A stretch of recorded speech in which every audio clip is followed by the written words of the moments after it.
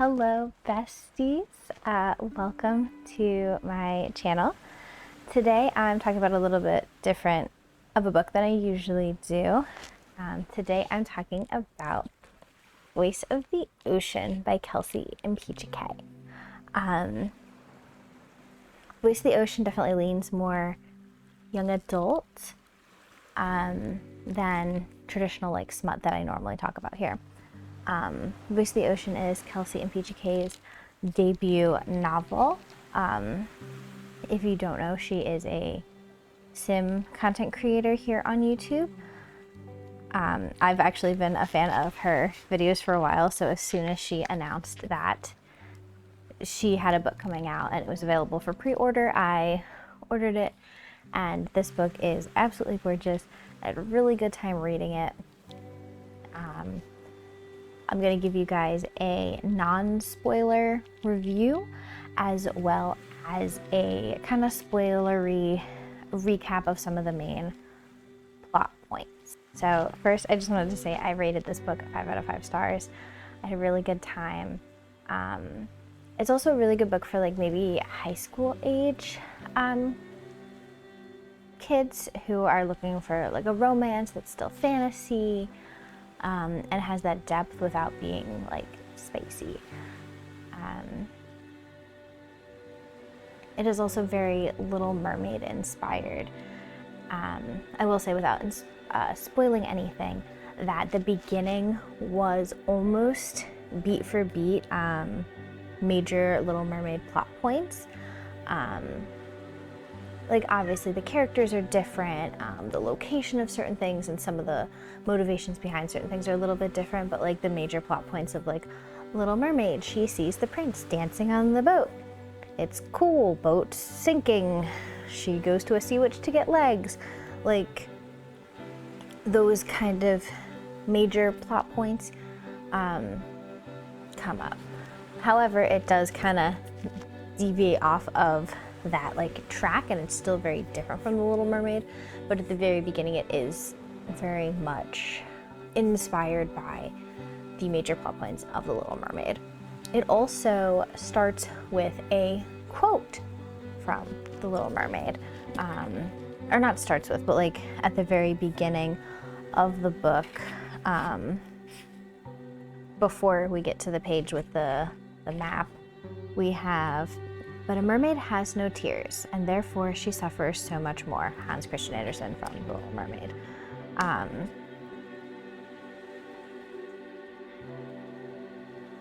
I had such a good time.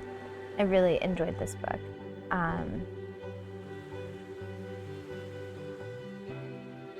I will be diving into a spoilery recap, so if you do not want spoilers because you have not read it yet, I highly recommend you stop right now and go read it, please. It was so good. I also actually recently watched like Kelsey's vlog that she put out about like her writing process and publishing process and everything that she went through to get this book published, and it is really awesome to see that journey. And I highly recommend anybody who, if you have not done that, go watch her video about like her writing it and go read this book.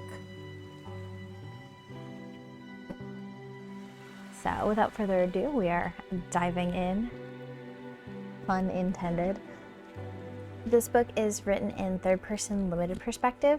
So instead of like first person, like I, me, that kind of thing, it is third person, so it's she did this, but it is third person limited, so it is still in Celeste's head, but it's third person. So it's Celeste did this, Celeste did that, and you only know what Celeste knows. So Celeste is a siren princess. She has an older sister who has been training to become queen, and she also has another sister who was shipped off to marry a prince from another siren kingdom or something. Celeste is a different special girly because she has wait here, like the daughter of the goddess. So there, as far as like religious system, there's the goddess who created the moon and the sea, and then there is the god who created the sun and land. So the goddess in turn created sirens, and the god in turn created man.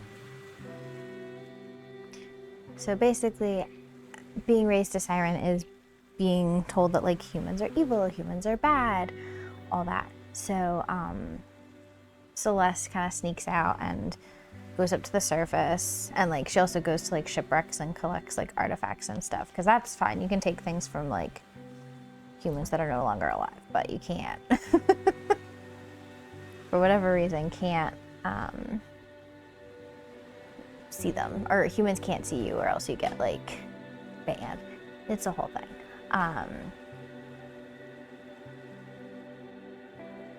Also, Celeste has a lot of emotions, and that's kind of like a driving point behind her character.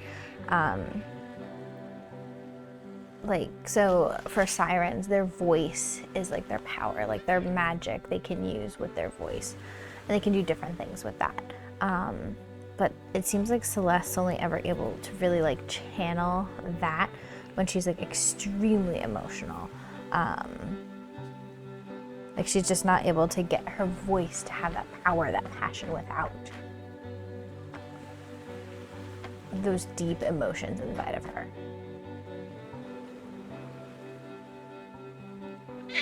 So Celeste is up at the surface. She sees a ship, she sees the prince on the ship, and he's dancing, and it's that whole, like literally that moment from The Little Mermaid.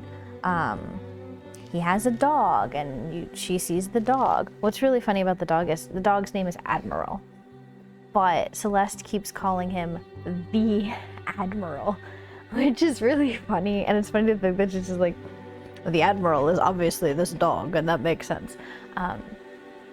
But so this boat of humans is like rapidly approaching like siren territory, and so like typically if like boats are just kind of passing out, like skirting the edge, that they might leave them alone if they're on track to like get back out of this like siren territory. But if they're like, this boat was on track to like cut straight through the heart of like siren territory, so they're like, we're gonna have to send the chorus out and sink that ship. So because Celeste doesn't really have like anything that she's really allowed to do, she joins the chorus. So she's kind of like soldier in training. So she's been taught how to like use a spear and how to use her voice to lure sailors into the water and sink ships, basically. There's also a bit where she's trying to save like a baby sea turtle, and she's like trying to save him from a shark, and like she can only get the shark to like not follow her or not chase her when she's like so heightened and so emotional. So Celeste kind of asks her mother, like, are all humans really that bad? It's like, humans killed one of the goddess's daughters. So the goddess had 4 daughters. The one that Celeste looks like with her white hair is the one that like was supposedly removed from the game of life by a human. And so because of that, it's like, nope, can't do humans, all that jazz. So Celeste is like, I don't understand, like, how can humans be bad if like they didn't? But whatever. Anyway, she doesn't think he can be that bad, even though like he is not just any prince, he is the pirate prince. His dad is the pirate king. And her mom's like, you can't be part of the chorus if this is how you're gonna be. So she sneaks out anyway and goes with the chorus to fight this ship. And they're luring the sailors into the ocean and all that. And the prince, he is completely unaffected by the voice, like the voices. It's whatever magic of the siren song, he's completely unaffected. And so Celeste manages to save him, one of his best friends, Bastien, and the Admiral, and she gets them to shore. And she comes back home, and they're like, you literally committed treason. by doing that, so your only option, like you're only being afforded this option because you are the princess, you can go find him and remove him from the game of life. And then you can come back and be the princess or whatever. So she's like, okay, fine, I will. So she goes to the Sea Witch. The Sea Witch was kind of like kicked out of like the Siren Kingdom because she used like the voice of the siren to like change the songs to do different things. So she's like, oh, a simple healing song, I could use that to, you know, instead of healing you, turn your fins into legs and remove your gills and like that kind of stuff. So she does this. Celeste makes a deal with the Sea Witch to get legs and be able to go on land. And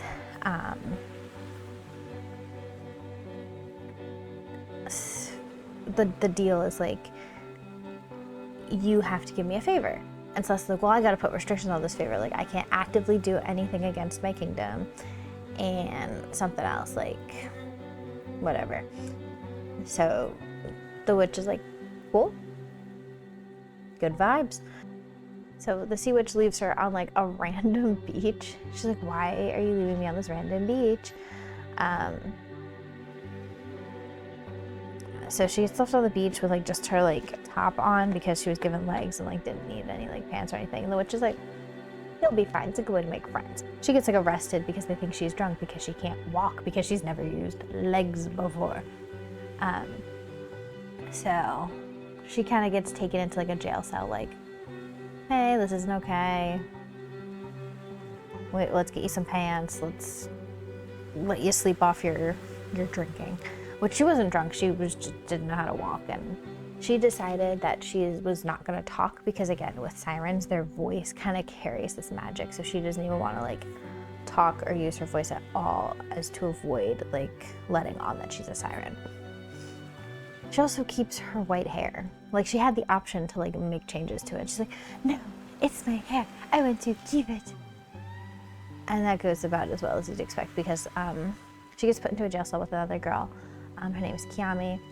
She, I guess she had done pirateering before, and Raiden, who is the pirate prince. Raiden is putting together a new crew because his crew not around anymore. They're at the bottom of the ocean. Anyway, he recruits Kiami, and Raiden kind of like implies that Celeste is, oh, I think you're a good wayfinder. You could be part of the crew. Or navigator. And Celeste, she doesn't say anything. And like Kiami, even though she kind of realized Celeste was probably should just accept it as like, oh, you can't talk. That's cool. That's fine. NBD babes, let's be friends.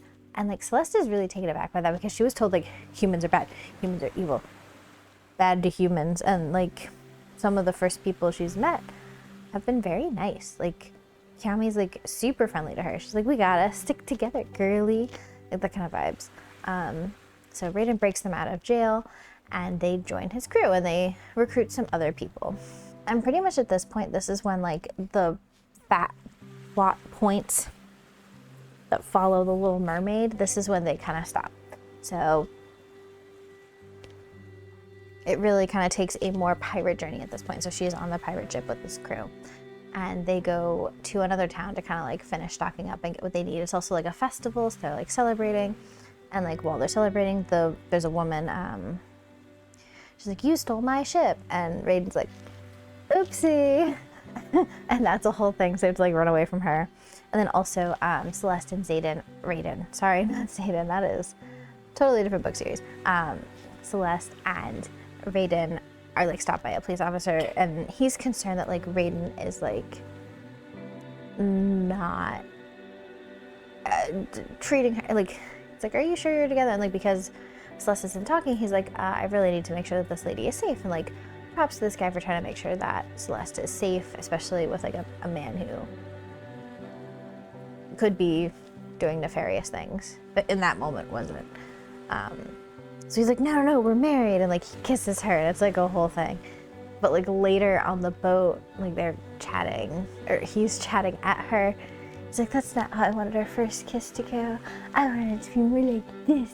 And I was just like, what? Like, she's literally trying to remove him from the game of life. Like, she keeps like going places like with a dagger on her, because she's like, I'll wait until we get here and then I'll do it. Oh, I'll wait until we get here and then I'll do it. Okay, when we're in the middle of the ocean, I'm gonna do it. Like, she just keeps putting off doing what she was sent to do, and she ends up helping these humans find a like current that'll take them kind of around Siren territories and to this like mysterious island that they're trying to go to. And Raiden eventually kind of tells her, it's like, we're looking for the voice of the ocean. And Celeste is like, that's like a mythical siren thing. I can't let him have it, but like maybe if we get there I can find it, because it's kind of like a myth and like lost to time. And she thinks it's like a treasure or something that is the voice of the ocean. Also, as they're getting closer, they find that they had captured one of her mermaid friends, or siren friends, and were like keeping her because they didn't want her to go back to the other sirens and like say that there was a ship kind of passing through, and that they were heading to the to find the voice of the ocean. And she's like really hurt by this, because it's like, that's her friend, and like Raiden knows that she's a siren but no one else does. And she keeps playing this like I can't talk thing, and like she's learning how to read and write because she never needed to as a siren. She's learning how to fight with a sword, not just like a spear. It's like a whole thing, and like Celeste is feeling very betrayed that they're trying to steal the voice of the ocean, and that they've captured and kind of kept prisoner like one of her siren friends. And like she's very hurt and very upset, and Raiden's like, no, everything was real except all of the key secrets I kept from you. It's like, but it's like he lied to her, and not everything was exactly how he said it was. So with all this being said, Celeste is like, well, I need to get to this island before they do and procure the voice of the ocean to keep them from getting it. So she like jumps off the boat, and she's swimming, but she's like, stupid human legs can't swim fast, and ends up using her siren voice to summon like a mythical creature. I forget exactly what it's called, but it's like the mythical creatures that supposedly pull the goddess's chariot across the sky or the ocean or whatever. So she is able to summon this creature, and it takes her to the island before the ships can get there, but not much before. She gets there, and her sister, Stephanie, the one who supposedly married a prince from a faraway siren kingdom, is there. It's like she's training to become the next voice of the ocean. And Celeste is like, what is happening? No, you're married, you're getting married. That's why you left. It's like, no, I'm the voice of the ocean. Like, I have been gifted with this power, and I need to like claim it and take it. So her sister's the voice of the ocean, not like an object. Just after like Celeste gets there, the sea witch gets there. She also has legs. It's like, why do you have legs? It's like, oh, I'm on land, aren't I? She's like, I'm so glad you're here. This is great. And the witch is like, I'd like to turn in my favor. Don't fight. Just stay put. And the humans, like Raiden's ship comes, but it's not too far followed by his father's ships and other human ships that take Stephanie. And Celeste is like bound by this contract, so to speak, with the sea witch that she cannot do anything. So they take Celeste's sister, and she can't do anything about it. But Raiden and his crew are like, no, we need to help Celeste. Like, she's part of our crew. We can't like go back on her like that. So they decide to help Celeste go back to like the human kingdoms that are now flooding, because the ocean's like rising and heating, and it could like, if the ocean gets too warm, it could like suffocate sea creatures in the ocean because it can't hold enough oxygen for them to breathe, that kind of stuff. And they're like, well, I hope we can get her back. And then it ends. It ends. That's where it ends. I mean, Kelsey, for the love of all things good in this world, I need a sequel. I mean, it was so good. Like, it was a very, very good book. It just ends on such a cliffhanger, and I was like, excuse me? How dare you? With love. Like, with love, how dare you do this to me? And I do like how Celeste's emotions are not her downfall. It's like what makes her stronger, right? So it makes her power stronger. It's seen as like a detriment by all the other sirens, but like it's her strength. Her emotions fuel her, which is really cool. Again, gorgeous cover, gorgeous book.